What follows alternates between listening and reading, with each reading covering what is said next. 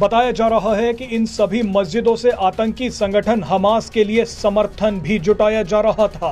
मस्जिदों की जांच ऐसे समय पर की जा रही है जब ब्रिटेन के कई लोग ही मुस्लिमों और शरणार्थियों के खिलाफ सड़कों पर उतर आए हैं। इस पूरे बवाल के बीच भारत को भी एक बड़ी जीत मिली है। इसके बारे में आपको आगे बताएंगे। बवाल मच गया है।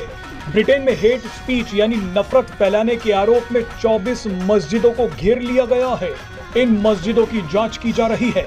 मजे की बात देखिए कि इन सभी 24 मस्जिदों को पाकिस्तानी मूल के लोग चलाते हैं।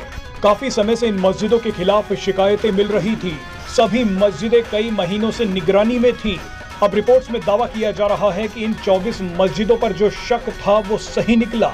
ये मस्जिदें लंदन, बर्मिंघम, लिवरपूल और मैनचेस्टर जैसे शहरों में हैं।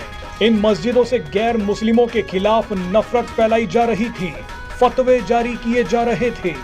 लेकिन सबसे पहले देखिए कि ब्रिटेन मस्जिदों पर क्यों टूट पड़ा है। दरअसल जब से ब्रिटेन में लेबर पार्टी की सरकार सत्ता में आई है, तभी से कई मुस्लिम संगठन खुशियां मना रहे थे। लेबर पार्टी की सरकार शरणार्थियों और मुस्लिमों के प्रति उदार सोच रखती है, लेकिन इसी सोच का फायदा ब्रिटेन के कट्टरपंथियों ने उठा लिया।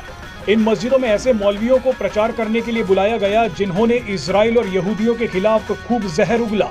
पूर्वी लंदन में तौहीद नाम की एक मस्जिद में मौलवी ने इजराइल में हमास के हमले को जायज ठहरा दिया।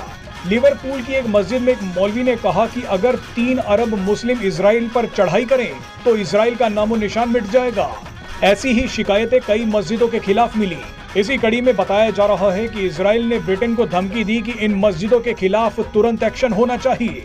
लेकिन इस पूरे बवाल के बीच भारत का एक बयान वायरल हो रहा है।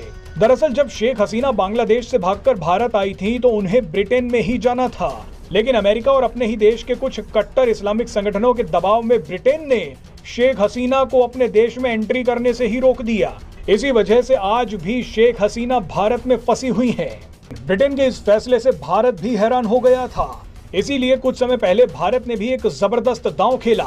भारत जानता था कि ब्रिटेन में शरणार्थी और ब्रिटिश लोग आपस में भिड़ रहे हैं। वहां की हालत भी बांग्लादेश से अच्छी नहीं है। ऐसे में लंदन में भारतीय हाई कमीशन ने ब्रिटेन की यात्रा करने वाले भारतीय नागरिकों के लिए एडवाइजरी जारी कर दी। भारत से आने वाले पर्यटकों को ब्रिटेन की यात्रा करते समय सतर्क रहने और सावधानी बरतने की सलाह दे दी गई। कट्टरपंथियों को पालने वाले ब्रिटेन को भारत ने ऐसे ही जवाब दिया था। बहरहाल आपको बता दें कि कुछ समय पहले जर्मनी की पुलिस ने भी कई मस्जिदों पर ताला लगा दिया।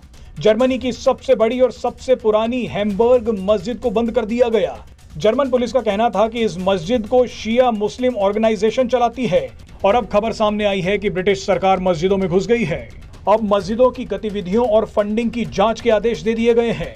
कट्टरपंथियों ने ब्रिटेन को फंसा दिया है।